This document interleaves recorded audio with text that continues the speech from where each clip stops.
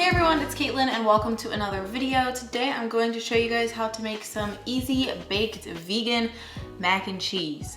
I had made this recipe a long time ago actually. I think it was one of the first ones I put on my blog, but I realized that I never really fully made the full thing for YouTube. I've made mac and cheese variations, but I wanted this recipe to have its own dedicated video. Because I feel like mac and cheese is one of those classic American dishes, and a lot of people, when they want to go vegan, they're like, oh, I want to go vegan, but cheese. Everyone needs a good mac and cheese recipe in their repertoire, and this is a great baked mac and cheese version. And not only is this recipe really yummy and delicious, but it's also pretty good for you too. We're going to be using whole food ingredients. The recipe is oil-free. It's also gluten-free, and it's nut-free as well, which is not very common with a lot of vegan mac and cheeses. So we're not going to be using cashews today. We have a little secret ingredient to make our mac and cheese nice and creamy instead. So we're just gonna go ahead and get started. So there's a lot of recipes out there for vegan mac and cheese. This is just mine. And as always, the full recipe is going to be linked in the description below if you wanna follow along or save it to your Pinterest page for later, etc. So the base of our mac and cheese is going to be a potato.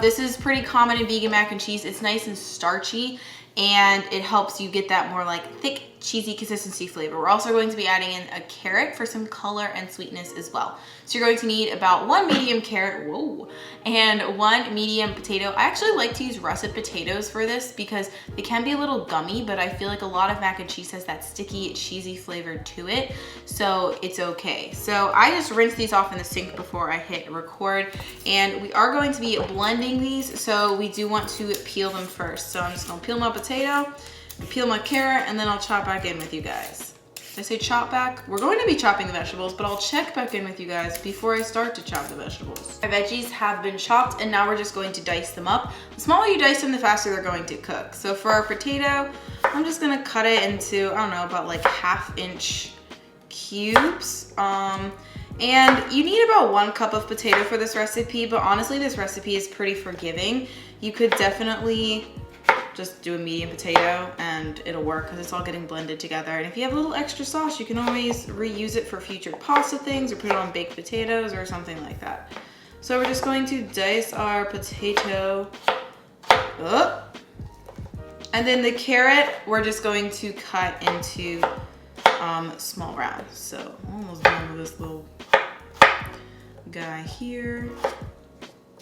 So I'm actually going to transfer the potato pieces into my pot right away because we're going to boil these with the carrots to get them nice and tender to use for our sauce. So I'm gonna pop all my potatoes in there, and now I'm gonna work on my carrot. I'm just gonna cut the top off, and then for this, honestly, I'll cut the fatter part in half, but you're just going to cut it, I don't know, to like 1/2 inch rounds. And then again, we're going to pop this into our pot. Whoops, I almost put the end in there with the potato. And then now what we're going to do is we're going to cover this with water just so it's barely covered, and then bring this to a boil. And we actually want to bring the potatoes to a boil with the water because it makes them a little bit less starchy. So once it's boiling, we're going to cook it for about 8-ish minutes until both the potatoes and the carrots are nice and fork tender. And actually, while this is boiling, just for the sake of efficiency, I have another pot back here full of salted pasta water. It is important to salt your pasta water. It does make a difference in the overall flavor. I'm going to be bringing this to a boil just so we can cook our pasta because the sauce actually comes together pretty quickly.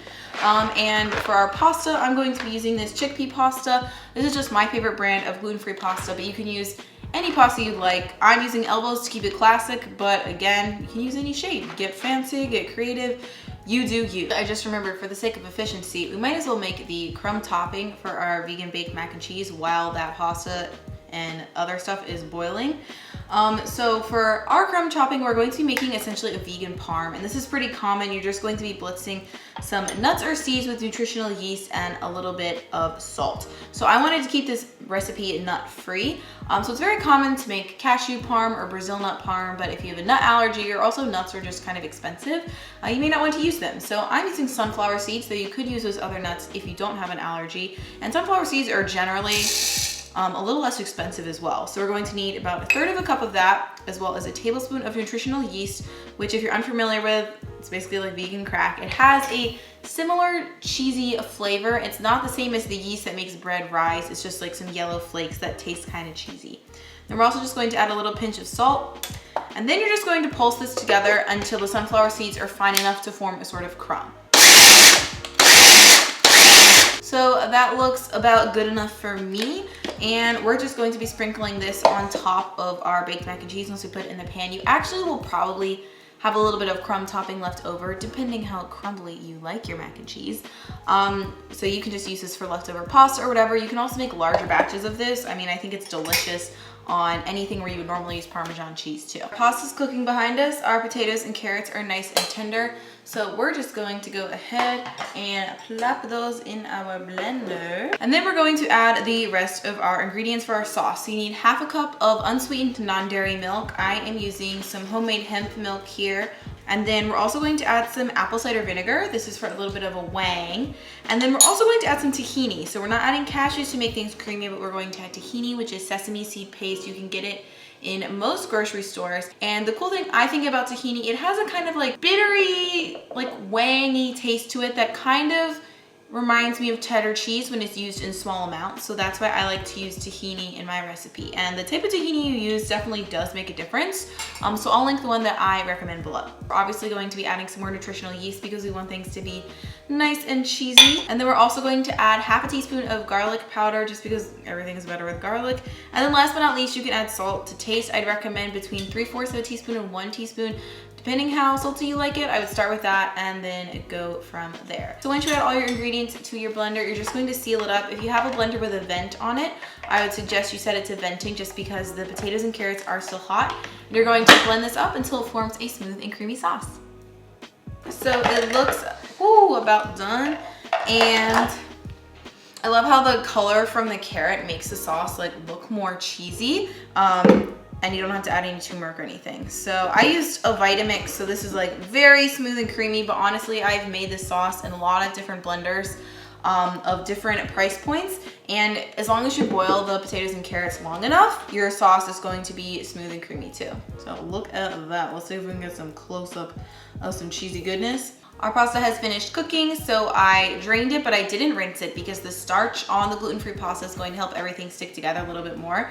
So now we're just going to add it back into our pot. Then we can just pour in our sauce from the blender. Mix everything together until all of the noodles get evenly coated in the sauce. This is kind of hard angle to show you, but everything is getting nice and saucy up in here. We're just going to put it into a baking tray. So I'm using a standard square baking tray. You can use a casserole dish if you have a square one. You can also double this recipe. And also, you can just eat this mac and cheese like the way it is. It's totally delicious on its own. But we're just gonna take it to the next level and make baked vegan mac and cheese with our nice vegan parm topping that we made earlier. So it really shouldn't have a problem sticking to the pan or anything. You're just going to add all the mac and cheese into your dish, and then you can just spread it around until it forms a nice even layer. Sorry for anyone who hates the sound of mac and cheese or like the cooked pasta noodles. Personally, I think it sounds really satisfying and good, but I know a lot of people don't like it. And then last but not least, we're just going to sprinkle some of this vegan parm on top. You can go as heavy or as light as you want. Personally, I just like to do a thin layer on top. Like, it gets crispy enough for my liking, and then I just like to top it with more once I serve it. And now we're just going to pop this into the oven, which you want to have preheated to 375. We're only going to bake it for 8 to 10 minutes, and then we're just going to broil it to get the top nice and crispy. It's really just to crisp up the edges of the pasta and the crumb coating on top. Okay, our mac and cheese has come out of the oven. The top looks nice and crispy, and we are ready to dig in. I like to serve this usually with like a side salad or some steamed broccoli or some. I'm just gonna cut myself out. Wow, it's still nice and steamy. This looks great. We got a nice thick creamy cheesy coating with a nice crunchy crumb topping, and I'm just going to sprinkle a little more crumb topping slash parm on top, and then we're ready to dig in. Bam! So good. I love this recipe. I think it's also like really easy to customize too. You could even add veggies into the mix. You can make it spicy. You can make like a buffalo mac and cheese, throw some little buffalo sauce in there. This is a really easy recipe. It's very kid friendly. I mean, let's be honest guys, potatoes and carrots are never going to taste exactly like cheddar cheese, but I think this recipe is a really good replica because it's like thick and creamy and hearty, and it's still really, really satisfying, and it'll totally curb those mac and cheese cravings. I mean, honestly, I'd rather eat this than a box of Kraft mac and cheese any day. So that is it for this tutorial slash food demo.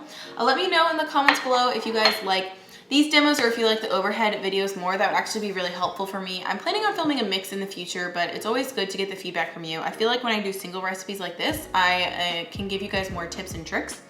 And it's nice to like break down the really simple recipes and give you guys steps on how to accomplish them in your own kitchen. So if you like this video, go ahead and give it a thumbs up and leave a comment down below. And let's see, tell me your favorite type of pasta noodle shape, because I'm curious. If you're new to my channel and you like what you see here, feel free to hit that little subscribe button right down there. I post 1 to 2 new videos every single week, always revolving around vegan food and yada, yada, yada. I'm stumbling over my words. I just really want to eat this mac and cheese, so I'm going to sign off here. I hope you guys have a great rest of your day, whatever time of day it is for you, and I hope to see you in the next video. Bye.